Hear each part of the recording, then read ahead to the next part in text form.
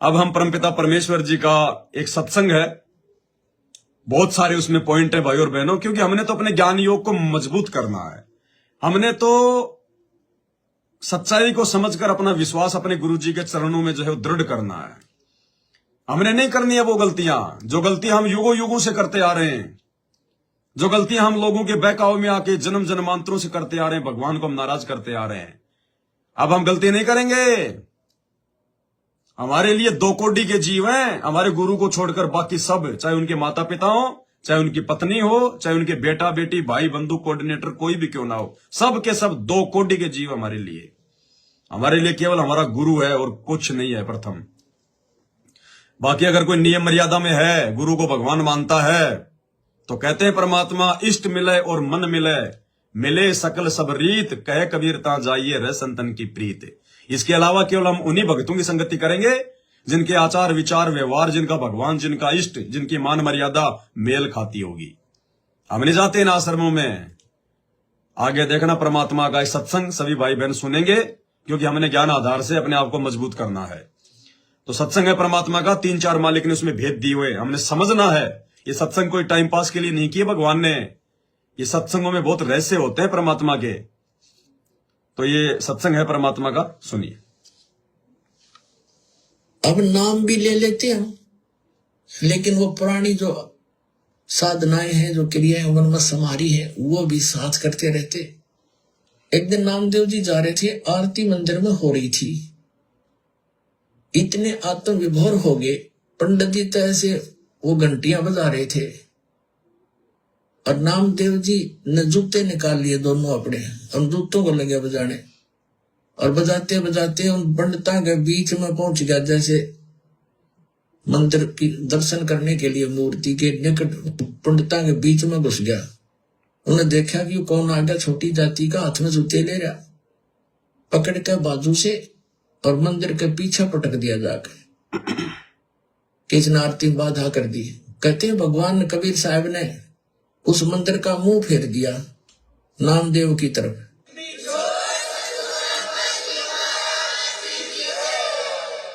और पंडित जी पीछे घंटी पीटे खड़े खड़े बस लगाने। तो नामदेव जी उठकर आगे। अगले दिन वो उनसे मिला, अपने गुरु बहनों से, भाई से, रंका बंका और वंका। तो घर पे पहुंचा, वहां आते जाते रहते थे। घर पे गया तो अकेली लड़की थी वंका, माता पिता कहीं बाहर गए हुए थे। वो लड़की कुछ पट्टी तैयार करे थी, जैसे किसी का चोट लाग जाए उसका जैसा भी देसी इलाज, कोई कूट छेद के जड़ी बूटी। नामदेव जी ने पूछा, बहन किसको क्या हो गया, आप क्या बना रही हो? अपने आत्मा भगत जो होते हैं वो भगत वाली भाषा बोला करते हैं। गुरुदेव कह रहे कि जो भगत होते हैं ना, वो भगत वाली भाषा बोला करते हैं। यानी जो सच होता है ना, उसको मुंह पे बोलते हैं, डरते नहीं, भयभीत नहीं होते, खुल के बोलते हैं जो बोलना होता हो। जैसे विदुर ने बोला, भले उसको थप्पड़ लगा, लेकिन वो परमात्मा के कहर से वो बच गया, उसका बक्कल नहीं उतरा, बाकी सब मरे। तो परमात्मा कहते हैं भगत तो भगत वाली भाषा बोलेगा। तो नामदेव भी वही गलती कर रहा था जो गलती आज ये सतलोक आश्रम वाले कर रहे हैं, कोऑर्डिनेटर कर रहे हैं, बाकी संगत कर रही है। नाम भी ले लिया और बाकी अपनी जो परंपराएं हैं, जो रीति रिवाज है, उनको भी नहीं छोड़ते। अरे राजनीति भी तो एक परंपरा ही है, ये राजनीति भी तो हर 5 साल में आती है, ये भी तो एक रिवाज है। अरे इसको क्यों नहीं छोड़ रहे तुम? ये नेताओं की रैलियों में धक्के खाना, ये भी तो एक परंपरा बना रखी है लोगों ने, अपनी अपनी पार्टियां लोगों ने बांट रखी हैं। ये धक्के हम नाम दीक्षा लेने से जो है पहले खाया करते थे, और नाम दीक्षा लेने के बाद भी तुम वही धक्के खा रहे हो। जैसे परमात्मा से नाम लेने के बाद भी नामदेव उस मंदिर में धक्के खाने गया था। क्यों गया? क्या मतलब था? क्या भगवान ने समझाया नहीं होगा कि भाई मंदिर में नहीं जाना, अपने को भगवान मिल गया, अपनी भक्ति करनी है? तो ऐसे ही अब ये राजनेताओं की रैलियों में धक्के खा रहे हैं उस नामदेव की तरह। और भगवान ने जैसे तैसे उनकी इज्जत भी जो है रखनी पड़ती है, क्योंकि काल तो सिर पे बैठा हुआ है, लेकिन जो शर्म है वो उस परमात्मा को है, बेइज्जती होती है उस परमात्मा की होती है। तो नामदेव वहां जाके बैठ गया। अब परमात्मा ने अपने भगत की इज्जत के लिए और उस मंदिर को घुमाया, भगवान के हाथों में चोट लग गई, लीला की परमात्मा ने। बाकी वो तो समर्थ है, उसके तो वचन से सारा काम हो जाता है। लेकिन परमात्मा ने हमारी आंखें खोलने के लिए कि वो गलतियां तुम ना करना आने वाले समय में, यानी नाम दीक्षा लेने के बाद में वो भक्ति विरुद्ध कुकर्म फिर तुम मत करना। जो कुकर्म ये नेताओं की रैलियों में धक्के खा खा कर, हॉस्पिटल बना बनाकर, स्टेडियम बना बनाकर, गुंडों की सीबीआई जांच का समर्थन और पैसा दे देकर भक्तों की ऐसी तैसी कर रहे हैं, टोटल ज्ञान विरुद्ध कुकर्म ये कर रहे हैं। तो बाद में वो नामदेव रंका बंका से गया मिलने के लिए, तो उनकी बेटी जो है परमात्मा के लिए पट्टी तैयार कर रही थी। तो उसने कहा कि ये तू क्या कर रही है, ये किसके लिए कर रही है, किसको चोट लग गई? तो परमात्मा कहते हैं भगत तो भगत की भाषा बोलेगा। तो उसने दो टूक जवाब दे दिया उसको नामदेव को कि रे भाई, तू ये उल्टे काम करने से बाज नहीं आएगा क्या? ये मनमाना काम करने से बाज नहीं आएगा क्या? अरे तेरी इस हरकत से आज गुरु जी को चोट लगी है। तो भाइयों और बहनों, ये बंका वाला काम, ये वंका वाला काम इस पवन दास को दिया हुआ परमात्मा ने। उल्टे काम करते हैं ये नालायक, ये सतलोक आश्रम वाले, ये कोऑर्डिनेटर उस नामदेव की तरह राजनेताओं की रैलियों में धक्के खाकर, और इधर वीडियो बनाने पड़ते हैं इस दास को, क्योंकि बेइज्जती होती है हमारे भगवान की। अब वो मीडिया वाला वो क्या बोल रहा था, मीडिया वाला समझ गया सारी बातें कि ये धार्मिक संगठन के लोग, ये सत्संगी लोग और ये राजनीतिक रैली में क्यों आए, क्या संदेशा है, क्या मामला है, ये रैली क्या बोलती है। अंत में यहां तक बोल गया कि मैं अगर कुछ कहूंगा ज्यादा तो मेरे लिए वो घातक हो सकता है, क्योंकि आश्रम से जुड़े हुए लोग बड़े बड़े गुंडे होते हैं ये वर्तमान समय तक। तो आगे तो सारे भगत हो जाएंगे परमात्मा की दया से, लेकिन वर्तमान में आप किसी भी आश्रम का मैनेजमेंट देख लो, वो गुंडा संगठन होता है, गुंडा संगठन। तो बेचारा यूट्यूब वाला भी समझ गया। अब उस यूट्यूब वाले ने अपना वीडियो डाल रखा है अपने चैनल पर, लाखों लोग उसका चैनल देखते हैं। अब लाखों लोग जब देखेंगे कि संत रामपाल जी मोदी की रैली में अपने भक्तों को धक्का खिला रहा है, तो लोग विचार करेंगे जो इनके सत्संग सुन रहे हैं, यार हम तो उनके सत्संग सुनते हैं, हमने तो कभी सुना ही नहीं कि यार संत रामपाल जी भी किसी को समर्थन करते हैं। वो तो अपने आप को कहते हैं कि हमारा तो धार्मिक संगठन है, राजनीति से कोई लेना देना नहीं है। फिर ये संत रामपाल जी आज कैसे भाई ये राजनेताओं के जो है मतलब चमचे बने घूम रहे, फिर इन्होंने क्यों सपोर्ट कर दिया राजनेताओं को? इनका तो भक्ति मार्ग है, राजनीतिक मार्ग थोड़ी है। अरे जिस प्रकार से इन्होंने किया वैसे तो राम रहीम ने नहीं किया, आसाराम ने नहीं किया, किसी और साधु संत ने अपनी संगत को नहीं भेजा, जबकि ये तो कहते हैं कि हम तो तत्वज्ञानी है। फिर संत रामपाल जी ने ऐसी मतलब घटिया काम ये क्यों किया? अब उसको ये नहीं पता कि कर कौन रहा है ये घटिया काम, लेकिन दोष किसको लगेगा?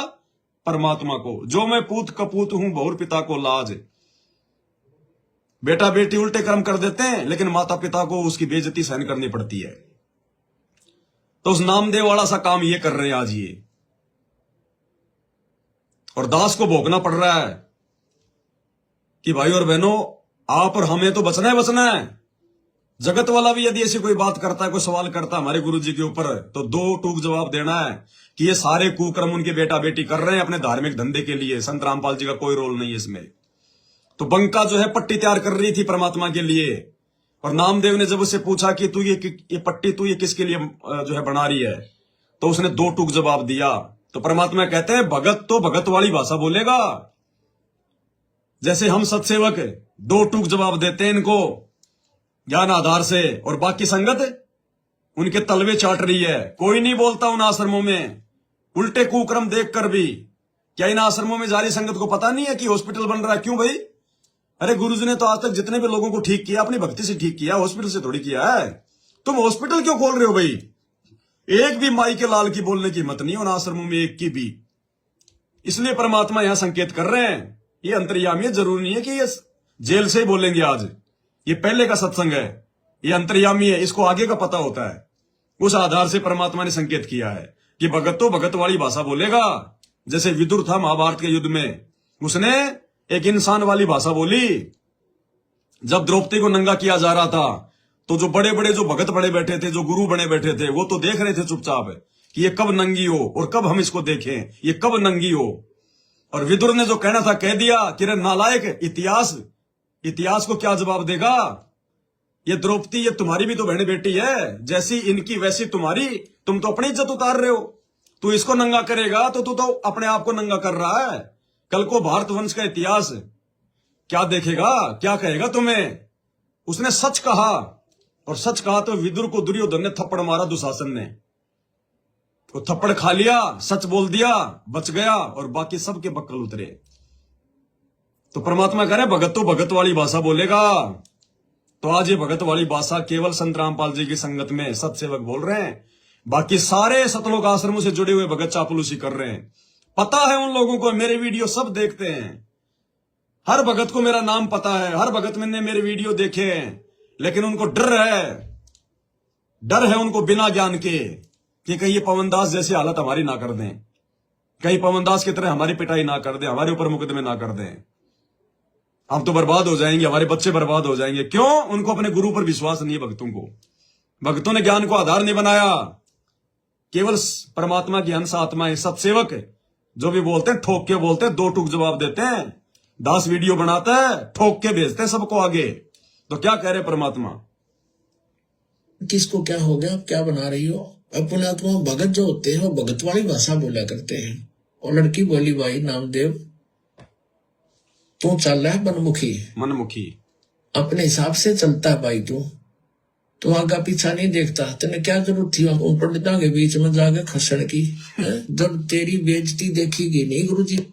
वंका बोली, वंका उनकी बेटी, कि तेरे को क्या जरूरत थी पंडितों के बीच में जाके खसण की? खसने का मतलब है धक्का मुक्की करके आगे पहुंच जाना जबरदस्ती। कि तेरे को क्या जरूरत थी उन पंडितों के बीच में जाके खसने की? तो वही हम बोल रहे हैं इनको कि नालायकों, तुम्हारे को क्या जरूरत थी मोदी की रैली में जाके खसने की? अरे जिस ग्राउंड में गधे और कुत्ते पेशाब करते हैं वहां बैठ के तुम भंडारा ले रहे हो। नालायकों, यह आश्रम किस लिए बनाए? घर नहीं है तुम्हारे? क्यों धक्के खा रहे हो? क्यों खस रहे हो? क्यों अपने और अपने गुरु की बेइज्जती करा रहे हो समाज में? क्यों अपनी भक्ति धन का सत्यानाश कर रहे हो? तो क्या बोली वंका? आ रही हो, अपने आत्मा भगत जो होते हैं वो भगत वाली भाषा बोला करते हैं। और लड़की बोली, भाई नामदेव तू चल रहा है मनमुखी, अपने हिसाब से चलता है भाई, तू आगा पीछा नहीं देखता। तेने क्या जरूरत थी उन पंडितों के बीच में जाके खसण की? जब तेरी बेइज्जती देखी नहीं गुरुजी पे, और गुरुदेव ने जो तेरा मंदिर घुमाया है ना, उसके कारण गुरुदेव का चोट लग गया हाथ के, और उसके लिए पट्टी तैयार करूं। नामदेव कुछ सोच ले भाई, ना दुखी करा करे। नामदेव ने सोचा गुरुजी दिखे भी कोई ना वहां पर, और मंदिर घूम गया। उसने वहम हो गया था कि मेरी भक्ति ने कर दिया यूं काम। उसकी फड़क निकालनी थी, वो भ्रम निवारण करना था दाता ने। अब उसने सोचा बहन सचमुच एक और मैं बालक हूँ, मूर्ख हूँ, पट्टी ले जा रही हूँ, चल मेरे साथ। वो दोनों गए। गुरुजी का चोट लाग गया थलिया पे, और लड़की ने बैल लाकर पट्टी बांध दी, चरना में पड़ गया, रोन लग गया। ने बोला भगवान मेरे से गलती होगी, माफ करते हो, अब सुनिए, आगे से ऐसी गलती नहीं करूंगा। बोला कहा बेटा, जब मैंने मार्ग बता रखा, वो मंदिर में टिंडे लेने गया था, तो जो भक्ति मैंने परमात्मा नामदेव को बोले, जब नामदेव ने जब माफी मांगी, लेकिन ये नालायक तो माफी भी नहीं मांगेंगे परमात्मा से। ये सतलोक आश्रम वाले तो माफी भी नहीं मांगेंगे, क्योंकि तो पक्के तो काल के दूत है भाई। नामदेव से तो धोखे से गलती हो गई, अनजाने से गलती हो गई, जानकारी नहीं थी बेचारे को। उस समय इतने को शास्त्रों से उसने को प्रमाण नहीं देखे थे, ज्ञान आधार नहीं था, वो सत्संग नहीं सुन पाते थे, मोबाइल नहीं थे उस समय, तो उससे तो गलती हो गई बेचारे से, और उसने अपनी माफी भी मांग ली। लेकिन ये सतलोक आश्रम वाले तो ढीठ है, ढीठ। ये तो माफी भी नहीं मांगेंगे, क्योंकि ये काल के एजेंट हैं। इनको तो अपनी दुर्गति ही लास्ट में जो है एकमात्र मतलब जो है वो साधन दिखाई दे रही है। तो परमात्मा ने नामदेव से क्या कहा कि बेटा तेरे को मैंने नाम दे दिया, तेरे को भक्ति बना दी। अब मंदिर में तू जो है वो टिंडे लाने गया था। अरे मंदिर में तू जो है वो टिंडे लाने के लिए गया था क्या? क्यों गया था तू मंदिर में? बैठ के अपनी भक्ति करता। तो इनको नालायकों को परमात्मा ने भक्ति दे दी, इनको मंत्र दे दिए, सार नाम तक दे दिया। बताओ है? बढ़िया सबके काम धंधे, बढ़िया सबका काम है, और मोदी की रैली में जा जाके टिंडे लेने आते हैं, और परमात्मा की बेइज्जती करवाते हैं फिर साथ में। ये टिंडे लेने गए थे मोदी की रैली में? कौन से दिन कहा परमात्मा ने कि हमें राजनेताओं की चापलूसी करनी है, हमने बीजेपी को जिताना, हमने कांग्रेस को जिताना? कौन से दिन आदेश दिया परमात्मा ने? ये तुम्हारे को मैसेज डाल देते हैं कोऑर्डिनेटर पीले पर्चे बना बना के, गुरुजी की सेवा, गुरुजी की। जरा क्या सेवा है गुरुजी की? कहां सेवा गुरुजी की? तुम मिलके आए हो तुम जेल में गुरुजी से? जाओ फिर ये संगत वाले जेल में जाओ, पहले अपने बाप का पहले जो है आदेश लेके आओ आमने सामने होके। जब तक ना देखे निज नैना तब तक ना माने अपने गुरु के बहना। तुम्हारे गुरु की यदि कोई दूसरा आदमी अगर कोई दे अगर कोई आदेश कि भाई गुरु जी का ये आदेश है, ये काम करना है, तो परमात्मा कहते हैं किसी दूसरे के कहने से भेड़ चाल में नहीं चलना। जब तक ना देखे निज नैना, जब तक आप अपनी आंखों से ना देख लो, अपने कानों से ना सुन लो अपने गुरु जी का आदेश, तब तक कहते हैं भेड़ चाल में मत चलना, मार खा जाओगे, काल का भयंकर जाल है। तो जितने भी ये भेड़ बकरियां जो मोदी की रैलियों में घूम रही हैं, दूसरी जगह धक्के खा रही हैं संगत वाले, कौन सा आदमी कौन सी भेड़ बकरियां जेल में जाके गुरुजी से आदेश लेके आई है? एक भी तो बता दो माई का लाल। सब के सब गांधारी बन के बैठी है, गांधारी जानबूझ के आंखों पे काली पट्टी बांध रही है अज्ञानता की। अंत में दुर्गति होगी, जैसे गांधारी के पूरे कुल का सत्यानाश हो गया था, वो स्थिति होगी तुम्हारी। तो क्या कहा परमात्मा ने? क्या ने बोला भगवान मेरे से गलती होगी, माफ कर दो, आगे से ऐसी गलती नहीं करूंगा। बोला कहा बेटा जो मैंने मार्ग बता रखा, वो मंदिर में टिंडे लेने गया था, तो जो भक्ति मैंने बता रखी इस विधि से तेरा कल्याण होगा, वहां किस लिए गया था? तुम मानते हो नहीं, मनमुखी चलते हो इसलिए मार खाते हो। तो उसके बाद उसकी वह दृढ़ता बढ़ गई। सचमुच अब नामदेव तो समझ गया, लेकिन ये नहीं समझेंगे। आगे सुनिए परमात्मा क्या कह रहे हैं।